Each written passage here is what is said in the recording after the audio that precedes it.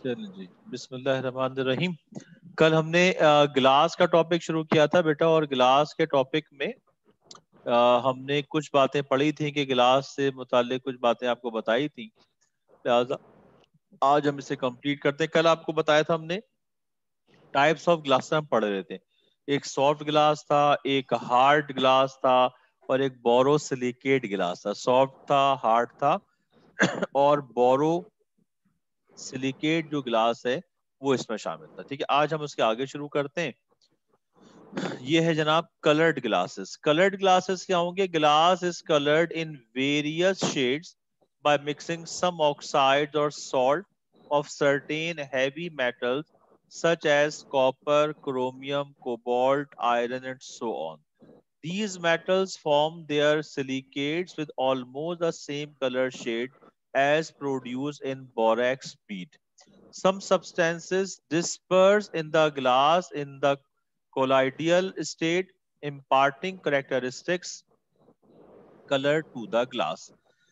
ये जो एलिमेंट्स ऊपर लिखे हुए हैं, कॉपर है, क्रोमियम है, कोबाल्ट है, आयरन है, निकल है, ये तमाम ऐसे एलिमेंट्स हैं जिनको हम जब बोरेक्स के साथ हम इनको शामिल करते हैं तो ये गिलास में एक स्पेसिफिक कलर जो है वो फॉर्म हो जाए। कॉपर है तो ब्लू कलर का ग्लास बन जाता है, क्रोमियम से ग्रीन कलर का ग्लास बनता है, कोबाल्ट जो है ये पिंक या रेड कलर का ग्लास बनाता है, आयरन ऑक्साइड से भी एक रेड ग्लास हम ऑब्टेन करते हैं। इस तरीके से निकल से ग्रीन कलर का ग्लास बनता है। तो डिफरेंट कलर के ग्लासेस के लिए हम क्या करते हैं कि हम इन एलिमेंट्स को उसमें ऐड करते जाते हैं और डिफरेंट टाइप के हम ग्लासेस ऑब्टेन करेंगे। लाइक दिस, ये सारे ग्लासेस हैं, ये ब्लैक और ये ब्लू है, ये ग्रीन, ये ग्रीन के देखें डिफरेंट शेड्स हैं, येलो है। ये सारे ग्लासेस हैं जिसमें हम इन एलिमेंट्स को ऐड करके और ग्लास का कलर जो है वो कलर्ड ग्लासेस हम फॉर्म कर सकते हैं। इसके बाद एचिंग, इसमें से एक एमसीक्यूज आता है कि glass is attacked by hydrogen fluoride. In this way, HF is used to make design on glasses. This process known as etching. कि हाइड्रोजन फ्लोराइड के जरिए हम गिलास के अंदर डिजाइन जो है बना सकते हैं, और इस प्रोसेस को हम नाम देते हैं एचिंग का, जिसमें हाइड्रोजन फ्लोराइड के जरिए हम गिलास में कोई डिजाइन जो है बना सकते हैं। आप देखें मुख्तलिफ ग्लासेस के अंदर डिफरेंट टाइप की डिजाइनिंग होती है। जो डिजाइनिंग है उसके लिए हम हाइड्रोजन फ्लोराइड को इस्तेमाल करते हैं, उसके लिए हम हाइड्रोजन फ्लोराइड को इस्तेमाल करते हैं, और इस प्रोसेस को एचिंग का नाम जो है वो दिया जाता है। इस प्रोसेस को हम एचिंग का नाम देते हैं। लिहाजा इसमें इसके अंदर आप देखें कि position of glass industry in Pakistan, के पाकिस्तान के अंदर जो ग्लास इंडस्ट्रीज हैं,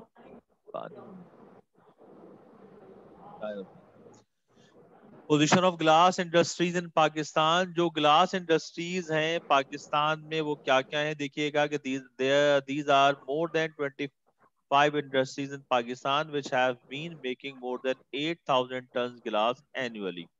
कि 8,000 टन्स ग्लासेस हम तैयार करते हैं एनुअली, और तकरीबन समझ लें कि पाकिस्तान के अंदर 25 इंडस्ट्रीज हैं जो ग्लास की फॉर्मेशन में, ग्लास की प्रिपरेशन में काम कर रही हैं।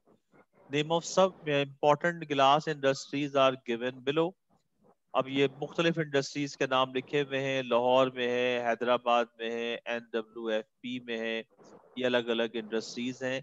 अब ये एचिंग का देखें यहाँ पे लिखा हुआ है कि मेटल मास्क है ये, ठीक है ना। और ये देखिएगा ये ग्लास सबस्ट्रेट है, ये वेट एचिंग है, ये ड्राई एचिंग है। इसमें हम हाइड्रोजन फ्लोराइड, ये एचिंग कहते हैं, इसके अंदर जो डिजाइनिंग की जाती है ग्लास के अंदर, इस डिजाइनिंग को हम एचिंग कहते हैं। तो ये हाइड्रोजन फ्लोराइड के जरिए जो है वो हम कुछ डिजाइन ग्लास से बनाते हैं। इस डिजाइनिंग को हम एचिंग का नाम देते हैं।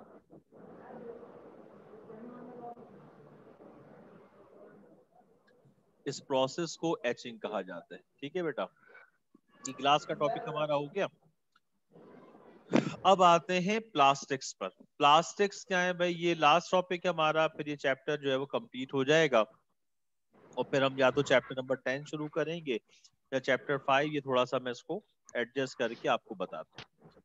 प्लास्टिक्स जो है polymers which can be moulded into tough and flexible article of desired shape are called plastics. ये पॉलीमर्स क्या होते हैं ये बहुत डिटेल से पढ़ेंगे चैप्टर नंबर 6 में। प्रोसेस होता है पॉलीमेराइजेशन, प्रोसेस होता है पॉलीमेराइजेशन। और पॉलीमेराइजेशन का प्रोसेस क्या होगा बेटा, आप जरा गौर से सुनिएगा कि अगर हम छोटे छोटे मॉलिक्यूल्स को कंबाइन करें और उनको कंबाइन करके हम कोई लार्जर या जाइंट मॉलिक्यूल हासिल कर लें तो इस प्रोसेस को हम नाम देते हैं पॉलीमेराइजेशन का।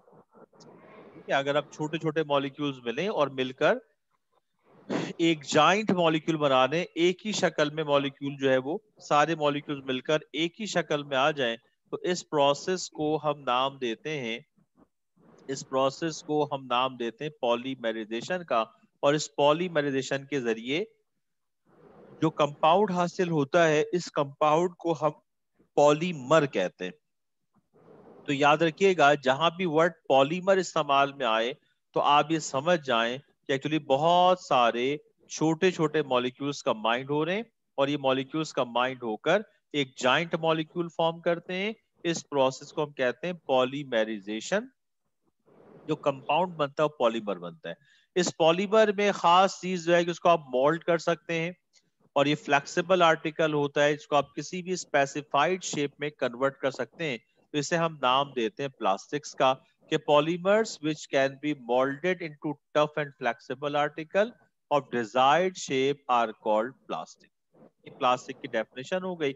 और बेसिकली प्लास्टिक एक केमिकल प्रोसेस है। इस केमिकल प्रोसेस को हम नाम देते हैं, इस केमिकल प्रोसेस को हम नाम देते हैं पॉलीमेराइजेशन का। तो पॉलीमेराइजेशन के जरिए हम प्लास्टिक जो है वो हासिल करते हैं। ठीक है बेटा, ये देखिए डिफरेंट टाइप के डिफरेंट कलर के छोटे छोटे मॉलिक्यूल्स आपको नजर आ रहे हैं, स्मॉलर। इन सबको मिलाते हैं, ग्रेन्स टाइप होते हैं ये छोटे छोटे, इनको ग्रेन्स कहते हैं। इनको आप जब मिलाएंगे तो मिलाने के बाद हम एक टफ और फ्लेक्सिबल आर्टिकल हासिल कर लेते हैं। इन मॉलिक्यूल्स को मिलाकर, ये छोटे आप देखें बहुत सारे आपको छोटे छोटे नजर आ रहे हैं, इन मॉलिक्यूल्स को मिलाकर, इन मॉलिक्यूल्स को जब आप मिलाते हैं तो इन मॉलिक्यूल्स को मिलाकर हम एक बहुत बड़ा लार्ज मॉलिक्यूल ऑब्टेन कर लेते हैं। इस प्रोसेस को हम कहते हैं पॉलीमेराइजेशन। इस तरह जो कंपाउंड हम ऑब्टेन करते हैं इस कंपाउंड को हम क्या कहेंगे, इस कंपाउंड को जो है प्लास्टिक का नाम दिया जाएगा। मैं आपको पॉलीमराइजेशन जब समझाऊंगा तो हम बहुत सारे टाइप्स के प्लास्टिक और कुछ फैब्रिक्स की भी बात करेंगे, मैं आपको पॉलीमराइजेशन के साथ ही समझा दूंगा। अब प्लास्टिक का जो स्टेटस है वो क्या होता है, these are solid, tough, resistance to action of acid and alkalis and not very much affected by change of temperature. They may be deformable or and moldable। यानी जो प्लास्टिक्स होते हैं, अब तो खैर पहले प्लास्टिक्स देखें शुरू कहां से हो रहे बेटा, प्लास्टिक्स जो शॉपिंग बैग्स हैं ये भी प्लास्टिक्स हैं, और शॉपिंग बैग से लेकर आपकी जो घर की क्रॉकरी है ये भी प्लास्टिक है। बॉटल्स भी आती हैं प्लास्टिक्स की, चेयर्स भी आती हैं प्लास्टिक्स की, क्रॉकरी भी आती है प्लास्टिक्स की, प्लेट्स भी आती हैं प्लास्टिक्स की, बहुत सारी चीजें जो प्लास्टिक्स की बनती हैं। और हर चीज में आप देखेंगे उनकी जो स्ट्रेंथ है वो अलग अलग तरीके से होती है। जैसे कि आप देखें जो प्लास्टिक्स है, कुछ प्लास्टिक्स में एसिड एक्ट नहीं करता, एसिड का रिएक्ट नहीं करती, एल्कली का एक्शन नहीं होता, कुछ हीट रेजिस्टेंट, आजकल तो ऐसी प्लास्टिक्स आ रही हैं जिसको आप माइक्रोवेव में रख सकते हैं। तो ये सारी प्लास्टिक्स जो है, प्लास्टिक्स का स्टेटस है, इसमें अलग अलग ये डिपेंड करता है कि कितने मॉलिक्यूल्स हैं जो मिलकर इस तरह का प्लास्टिक बना रहे हैं। अब जैसे मैंने आपसे कहा, आप एक सिंपल सी बात ध्यान में रखिएगा कि जब स्मॉलर मॉलिक्यूल्स मिलते हैं तो मिलकर वो एक जाइंट मॉलिक्यूल फॉर्म करते हैं। इस प्रोसेस को पॉलीमेराइजेशन कहते हैं और इसके जरिए जो हम सब्सटेंस ऑब्टेन करते हैं उसे प्लास्टिक कहा जाएगा। अब कितने मॉलिक्यूल्स आपस में कंबाइंड हो रहे हैं, 1000 मॉलिक्यूल्स मिल रहे हैं, 500 मॉलिक्यूल्स मिल रहे हैं, 10,000 मॉलिक्यूल्स मिल रहे हैं, 50,000 मॉलिक्यूल्स मिल रहे हैं। इस लिहाज से प्लास्टिक की जो स्ट्रेंथ है, जो उसकी रेजिस्टेंस है, जो उसकी टफनेस है, वो उसके लिहाज से वेरी करती रहती है। अगर 100 मॉलिक्यूल्स मिलते हैं तो बहुत लाइटर सा प्लास्टिक बनता है, लाइक शॉपिंग बैग जैसे बन गया। अगर 10,000 मॉलिक्यूल्स मिल रहे हैं तो वो डिफरेंट टाइप का प्लास्टिक बनेगा, हार्ड बन जाएगा। तो जो प्लास्टिक की हार्डनेस है, कि प्लेट्स के प्लास्टिक कुछ और होते हैं, गिलास के प्लास्टिक्स कुछ और आपको नजर आते हैं। जो प्लास्टिक्स की हार्डनेस है, ये बेसिकली डिपेंड करती है कि उसमें कितने नंबर ऑफ मॉलिक्यूल्स हैं जो मिलकर जो है वो प्लास्टिक बनाते हैं। ठीक है बेटा, कोई प्रॉब्लम हो तो बेटा साथ साथ पूछते चले जाना, किसी को कोई इशू है तो पूछते जाइएगा। अच्छा, एक चीज मुझे और बताएं जरा आप पहले, आप, मैंने आपका माइक भी ऑन किया हुआ है, पहले हम प्लास्टिक्स की बात करते हैं। तो ये प्लास्टिक्स का जो हार्डनेस है वो डिपेंड करता है उसमें कितने नंबर ऑफ मॉलिक्यूल्स हैं, कितने मॉलिक्यूल्स कंबाइंड में, उसके ऊपर उसकी हार्डनेस बेस करती है। अब आते हैं classification of plastic. Basically plastics को हम डिवाइड करते हैं थर्मोप्लास्टिक्स में और थर्मोसेटिंग। अभी आपको बड़ी इंटरेस्टिंग चीजें नजर आएंगी। हमने तो प्लास्टिक्स जो हमारे जहन में है वो प्लास्टिक सिर्फ शॉपिंग बैग्स है, प्लास्टिक सिर्फ शॉपिंग बैग्स नहीं है, बल्कि भी आपको नजर आएगा, समझ में आएगा कि एक पूरी प्लास्टिक वर्ल्ड है, कितनी वास्ट है प्लास्टिक, अभी आपको अंदाजा होगा इस चीज का। हमने प्लास्टिक्स को दो हिस्सों में डिवाइड किया, एक को हम कहते हैं थर्मोप्लास्टिक, एक को हम कहते हैं थर्मोसेटिंग प्लास्टिक। थर्मोप्लास्टिक्स क्या होता है बेटा? थर्मोप्लास्टिक हम किसे कहेंगे कि these plastics soften on heating and can be molded into different shape. They become harder on cooling and regain their physical properties. The process of heating and cooling can be repeated a number of times without causing any change on their physical properties. Thermoplastic क्या होते हैं कि in plastics को हम heat करके soft कर सकते हैं और इनकी शक्ल हम मोल्डेड के माने इनको हम मुख्तलिफ शेप्स में चेंज कर सकते हैं। लिहाजा आप जब चाहें इनको हीट करें, इनको हीट करके इनकी शेप चेंज कर दें, फिर ठंडा करेंगे तो ये हार्ड हो जाएंगे। इस तरह इन प्लास्टिक्स को आप मुख्तलिफ तरीकों से मुख्तलिफ टाइम्स में, वेरियस टाइम्स में आप इन प्लास्टिक्स की शक्लें चेंज कर सकते हैं। हीट करते हैं, हीट करके आप इनको मेल्ट कर लें, सॉफ्ट कर लें और सॉफ्ट करके आप इनकी शक्ल चेंज कर लें, तो ये कहलाएंगे थर्मोप्लास्टिक। जैसे polyvinyl chloride, PVC, polyvinyl chloride है, इसके अलावा जो है पॉलीविनाइल एसीटेट है, polyethene and nylon. Polyvinyl acetate chewing gum भी कहलाता है बेटा, पॉलीविनाइल एसीटेट को हम च्युइंगम भी कहते हैं, मैं आपको चैप्टर 10 में इसकी हम बातें पढ़ेंगे। पॉलीईथीन, ये प्लास्टिक्स जो शॉपिंग बैग के प्लास्टिक्स होते हैं। नायलॉन आपको पता है। पॉलीविनाइल क्लोराइड, पीवीसी के जो पाइप्स होते हैं, जो सैनिटरी के अंदर इस्तेमाल करते हैं, पाइप्स, गीजर के जो पाइप्स होते हैं, ये सारे पाइप्स जो है पीवीसी पाइप कहलाते हैं। ये सब प्लास्टिक्स हैं। इन प्लास्टिक्स को आप हीट करके सॉफ्ट कर सकते हो और इनको आप इनकी शक्लें चेंज कर सकते हैं, एक फॉर्म से दूसरे फॉर्म में आप चेंज कर सकते हैं।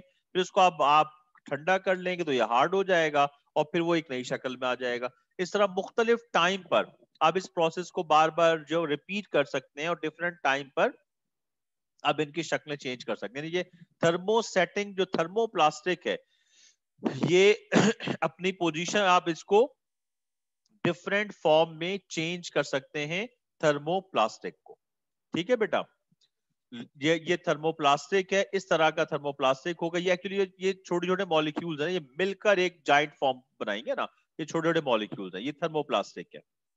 जो थर्मोसेटिंग प्लास्टिक होता है, अगर ये एक दफा, this plastic can be molded into different shapes by heating, they becomes hard when heated. The heated treatment is given only during the preparation of various articles from these polymers. Once solidified and set, they cannot be softened or molded on heating. Thermosetting plastic और thermoplastic का difference देखिएगा। Thermosetting plastic में क्या होगा कि जब एक दफा ये प्लास्टिक हार्ड हो जाता है, जब एक दफा ये प्लास्टिक हार्ड हो जाता है तो उसके बाद आप इसको दोबारा सॉफ्ट नहीं कर सकते और आप इसकी दोबारा शक्ल तब्दील नहीं कर सकते। तो ये थर्मोप्लास्टिक है, वो अगर एक दफा हार्ड हो गया, आप फिर उसका टेम्परेचर बढ़ा दें, वो फिर सॉफ्ट हो जाएगा, फिर उसको नई शक्ल में चेंज कर लें, वो फिर हार्ड हो जाएगा। अब हम उसको दोबारा यूज कर सकते हैं in form of new shape. लेकिन थर्मोसेटिंग प्लास्टिक है, ये एक दफा यूज अगर हो गए, अगर ये एक दफा हार्ड हो गए तो ये दोबारा से इनकी शक्ल तब्दील नहीं हो सकती, ये दोबारा पे यूज नहीं हो सकते। एक दफा हार्ड हो गए तो they can not be softened और moulded on heating.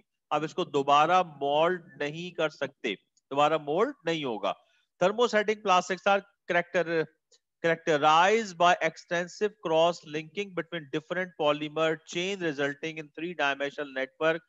On heating, the undergo further cross-linking, forming a material which become infusible and cannot be remolded. ये आप पैराग्राफ छोड़ दें, ये लिखा हुआ है कि हम कैसे तैयार करते हैं। डिफरेंट पॉलीमर को कंबाइन करके हम बाज दफा लिक्विड फॉर्म में होता है, जब इसको आप यूज करते हो तो ये हार्ड हो जाती है। एक दफा ये हार्ड हो जाए, ये दोबारा रीमोल्डेड नहीं हो सकता। ये देखें केबल्स हैं, ये केबल्स हैं, स्पॉकेट्स हैं, टेलीफोन्स हैं, ये सारे जो हैं वो क्या होते हैं, ये थर्मोसेटिंग प्लास्टिक। और एक और बड़ी इंपॉर्टेंट आपको चीज मैं इंटरेस्टिंग बताऊं, अगर आपने शायद कभी देखा हो, सुना हो, एक हम इस्तेमाल करते हैं एपॉक्सी मैजिक।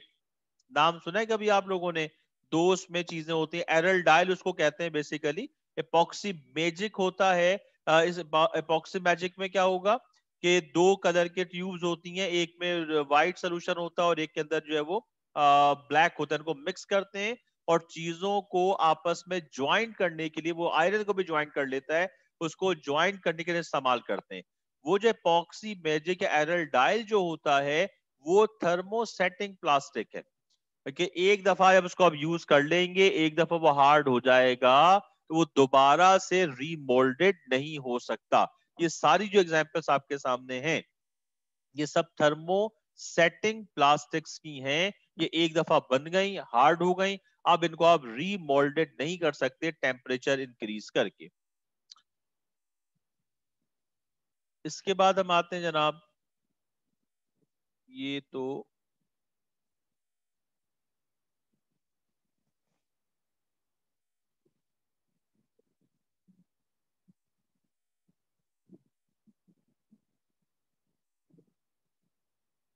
अच्छा, ये देखिएगा कि ये कंपोनेंट्स है। The main component of plastic is polymer. To produce specific properties the following substances may be added. एक प्लास्टिसाइजर होता है बेटा, ये एडिशनल चीजें हैं, थोड़ा सा आप देख लें एक, क्योंकि इसको थोड़ा शॉर्ट करके आपने याद करना। एक प्लास्टिसाइजर होता है, plasticizer are the substance which are added for the softening of hard plastic. Plasticizer decreases the attraction between polymer chain, thereby making them more flexible. Common plasticizer are dioctyl phthalate, iodosyl phthalate। ये जो है वो common plasticiser है। ये आपके book में एक दो लाइनें इसकी लिखी हुई हैं। प्लास्टिसाइजर क्या काम करता है? जो प्लास्टिक को हार्डनेस प्रोवाइड करता है, और उसको जो है प्लास्टिक को हार्डनेस प्रोवाइड करेगा, और हार्डनेस प्रोवाइड करने के साथ साथ जो है इसको और फ्लेक्सिबल बनाते हैं। Fillers, these increases the mechanical strength of plastic. Example of fillers are wood, floor, sawdust. ये प्लास्टिक्स की जो है वो स्ट्रेंथ में इजाफा करते हैं। Stabilizer, stabilizer, these are antioxidant and prevent the chemical degradation of plastics, the chemical reactions इसको बचाते हैं। Pigments, they are used to make plastic colors. Various transition metal oxides are used to make plastic colored. ये इसके चार जो हैं ये components हैं। प्लास्टिसाइजर है, फिलर्स है, स्टेबलाइजर है और पिगमेंट्स हैं। पिगमेंट जो है वो कलर प्रोवाइड कर रहा होता है, स्टेबलाइजर जो है वो इसको क्या करता है, केमिकल रिएक्शन से प्रिवेंट कर रहा होता है। फिलर्स जो है वो क्या करता है, इसकी स्ट्रेंथ को प्रोवाइड कर रहा होता है, और जो प्लास्टिसाइजर है ये प्लास्टिक को जो है वो ड्यूरेबल बनाता है, फ्लेक्सिबल बनाता है, और इसके अट्रैक्शन को कम करता है, जिसकी वजह से प्लास्टिक जो है वो हार्ड हो जाता है। ठीक है जी। इसमें आई थिंक ये देखिए सम कॉमन प्लास्टिक्स जो हैं, पॉलीथीन है। ये पॉलीथीन का फॉर्मूला ये पढ़ेंगे चैप्टर नंबर 6 में।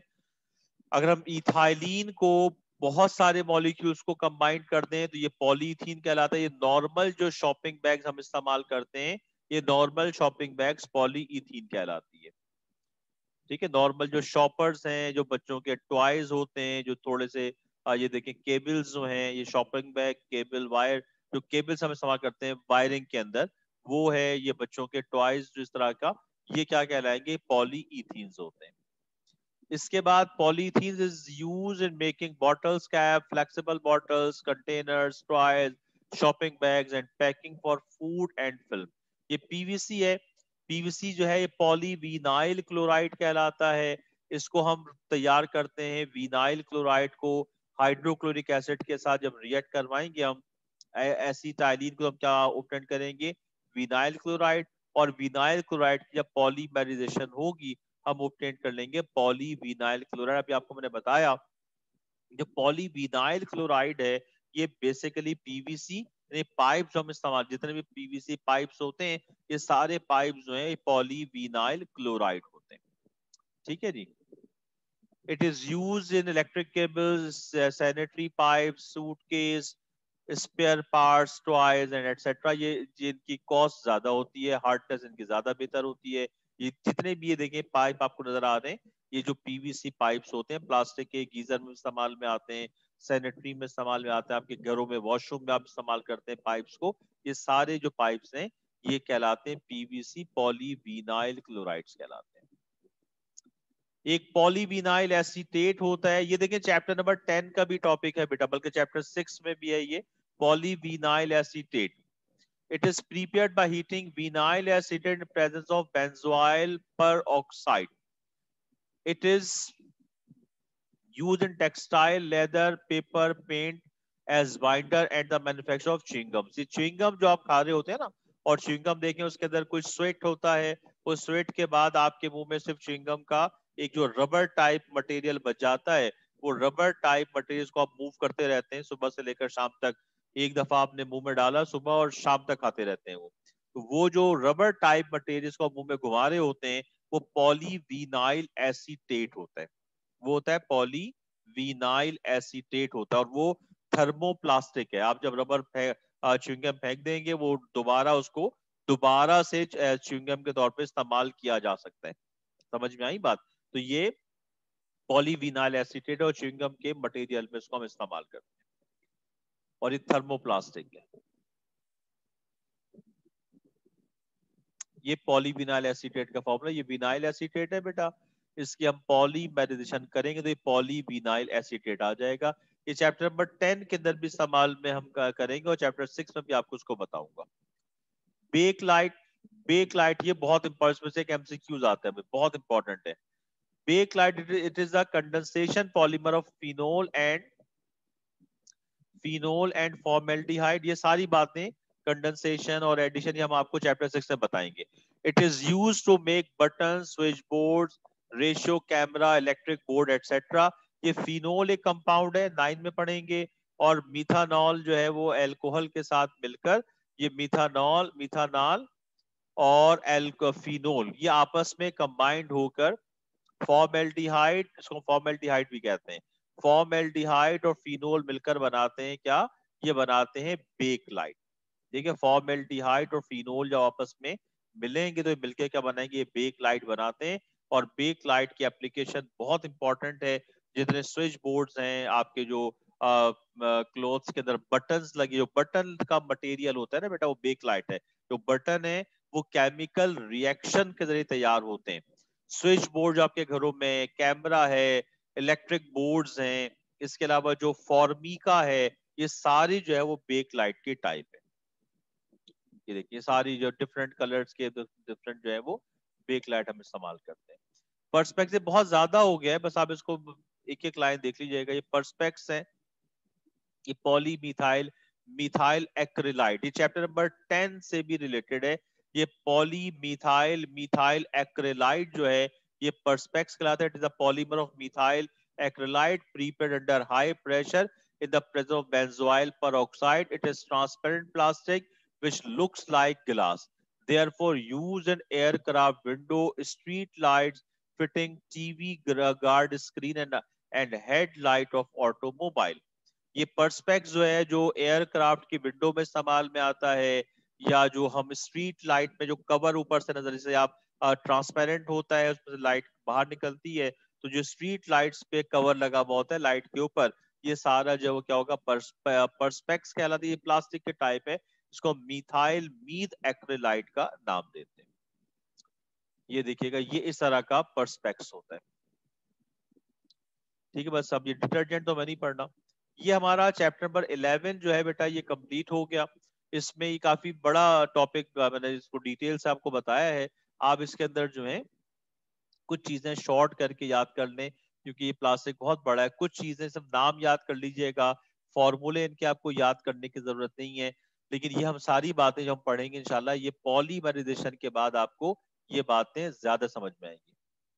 नहीं, आपको स्ट्रक्चर, कुछ स्ट्रक्चर ड्रॉ करने, जब मैं आपको पढ़ाऊंगा पॉलीमेरिजेशन, तो उस वक्त आपको चैप्टर नंबर 6 जब पढ़ाऊंगा, तो चैप्टर 6 का टॉपिक है पॉलीमेरिजेशन, उस वक्त मैं आपको याद करवाऊंगा। आप इसको अपने पास लिख लें, नोट कर लें। जब मैं चैप्टर 6 पढ़ाऊंगा तो मैं वहां पे इसको थोड़ा सा आपको रिव्यू करवा दूंगा कि हमने जो पढ़ा था कॉन्सेप्चुअली, तो मैं चैप्टर 6 में समझ में आएगा। अभी हमने पॉलीमेरिजेशन का टॉपिक नहीं पढ़ा। ठीक है, ये हमारा चैप्टर 11 कंप्लीट हो गया बेटा। ये हमारा चैप्टर नंबर 11 कंप्लीट हो गया। अब इंशाल्लाह ताला मैं थोड़ा सा इसको देखते हैं, डिसाइड करते हैं, और फिर हम चैप्टर नंबर 10 शुरू करेंगे, चैप्टर नंबर 5 का जो रिमेनिंग टॉपिक वो शुरू करेंगे। ठीक है बेटा, आज यहाँ तक वाइंड अप करते हैं। तो अपनी अटेंडेंस का ख्याल रखें, अटेंडेंस बहुत कम आ रही है आप लोगों की, ये थोड़ी सी मुझे प्रॉब्लम कर रही है। उसकी वजह यह है कि अटेंडेंस अगर आपकी